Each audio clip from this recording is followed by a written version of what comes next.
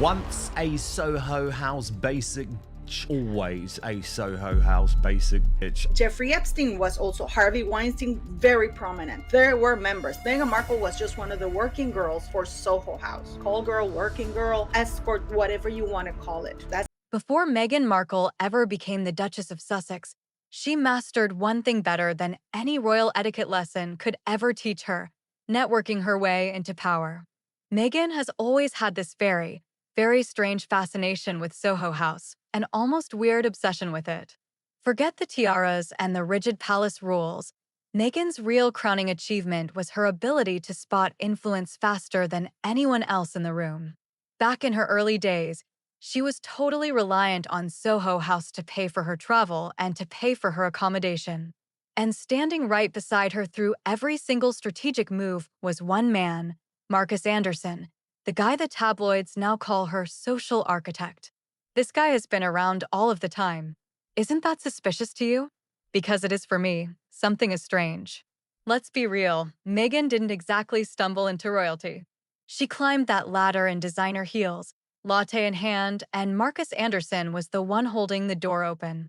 Without Marcus Anderson, Meghan Markle wouldn't have the level of global fame that she enjoys now. When most actresses were struggling just to get a single line in a pilot episode, Meghan was sipping cocktails at Soho House, the exclusive, members-only club that Marcus helped run, rubbing elbows with the global elite like it was her day job.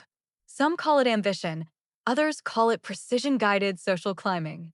But whatever you call it, Marcus Anderson was there every step of the way. He was her confidant, her fixer, and her gateway to the world she had always dreamed of. And now, after years of whispers, leaks, and rumors, it's alleged that Marcus has revealed something that could flip the entire Meghan Markle narrative upside down. Because behind the polished smile and the modern princess image lies a story of ambition, manipulation, and one friendship that may have gone way deeper than anyone ever realized. But the truth that Marcus hinted at, that's where things get messy. Before you hear the rest of the story, it would mean the world to us here at the Ruby Report if you would smash that like button and subscribe for more deep dives into the stories the palace doesn't want you to know. Now, let's get into it. Before Marcus Anderson ever crossed paths with Meghan Markle, he was already the guy everyone in the know wanted to know. He was the man who could turn a nobody into a somebody with just one well-timed introduction. Born and raised in Ontario, Marcus had none of the family wealth or royal bloodlines that usually open the doors to elite circles. What he had instead was an abundance of charm, unparalleled access, and an uncanny ability to make powerful people feel like they needed him. By the time he joined Soho House, that members-only sanctuary for the rich and restless, Marcus had completely mastered the game. He wasn't just managing parties, he was curating influence. Politicians, A-list actors, Fortune 500 executives, and dynastic heirs all mingled in the same plush lounges, and Marcus moved through it all like a king without a crown. That is where Meghan appeared on the scene. At the time, she was a rising actress filming suits in Toronto and was already craving more than what Hollywood could offer her. To Marcus, she wasn't just another actress trying to score a free dinner or a table at an exclusive event. She was ambitious, she was polished, and she was clearly ready to climb. He saw potential, not just for a friendship, but for a strategic alliance. And when Marcus invited Meghan into the inner circle of Soho House, everything changed. Suddenly, she wasn't just a supporting actress on a cable TV show. She was a name being whispered in the rooms that truly mattered. Marcus didn't just open doors for her, he completely rewrote her guest list. He was the keyholder to elite society, and Meghan knew it. This wasn't about romance or casual gossip, it was about leverage. Together, they started building the connections that would reshape her entire future, one cocktail party at a time. But what Marcus didn't know then was that this friendship, built on glamour and access, would one day make him one of the most talked about names in a global royal controversy. When Meghan Markle and Marcus Anderson's paths finally intertwined, their connection was instant. Not romantic, but electric with ambition. Marcus wasn't the type to waste his time on small talk, and Meghan wasn't the type to settle for small dreams. Together, They became a social power duo, one that thrived on strategy, charm, and impeccable timing. Marcus saw in Meghan what few others did at the time, someone who could blend Hollywood glamour with a royal-grade social finesse. She was articulate, always camera-ready, and constantly calculating her next move with a smile. And Marcus, he had the keys to every backroom dinner, every private villa, and every whispered gathering of the global elite. When the two of them started appearing at Soho House events together, people noticed. Meghan had transitioned from that actress from Suits to the woman everyone wanted at their table. Behind the scenes, Marcus was the architect of her social transformation. He introduced her to designers, philanthropists, and influencers who could polish her public image and elevate her brand. He arranged quiet getaways that doubled as high-stakes networking opportunities, including one fateful weekend at Soho Farmhouse, the exclusive countryside retreat where Meghan reportedly met Prince Harry for the very first time. It wasn't a lucky coincidence, it was logistics, guided by Marcus's invisible hand. To him, it was a friendship. To Meghan, it was acceleration. Every introduction brought her one step closer to the life she envisioned, and Marcus seemed to genuinely enjoy every step of her evolution. But as her spotlight grew, so did the whispers. People began to wonder, was Marcus simply helping a friend rise through the ranks, or was he actively pulling the strings behind one of the most talked about royal romances of the decade? Because when ambition and influence mix, the results are never just a coincidence. When Meghan Markle crossed into royal territory, most of her old friends quietly faded into the background. But not Marcus Anderson. While others kept their distance from the growing royal spectacle, Marcus stayed close, almost too close for the comfort of some inside Buckingham Palace. He wasn't a noble, he wasn't a politician, and he wasn't even part of the official royal staff, yet somehow, he was always there. Whether it was at private celebrations, on luxury getaways, or at pre-wedding gatherings, Marcus's name kept surfacing like an echo that refused to fade. To the palace insiders, he was an anomaly, an outsider who had somehow managed to slip through the gates of the world's most guarded institution.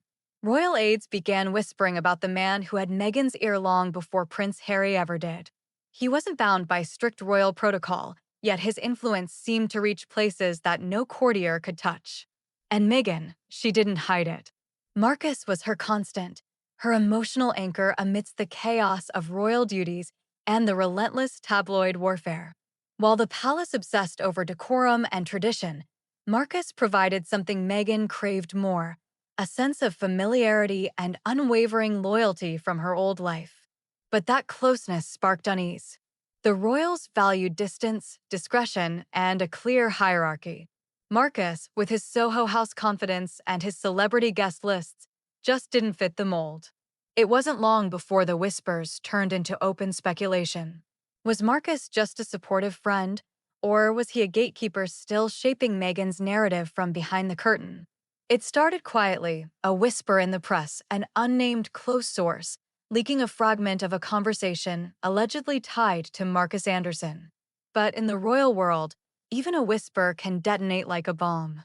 Within hours, headlines exploded across continents, painting Marcus as the man who knew too much about the Duchess of Sussex and wasn't afraid to talk.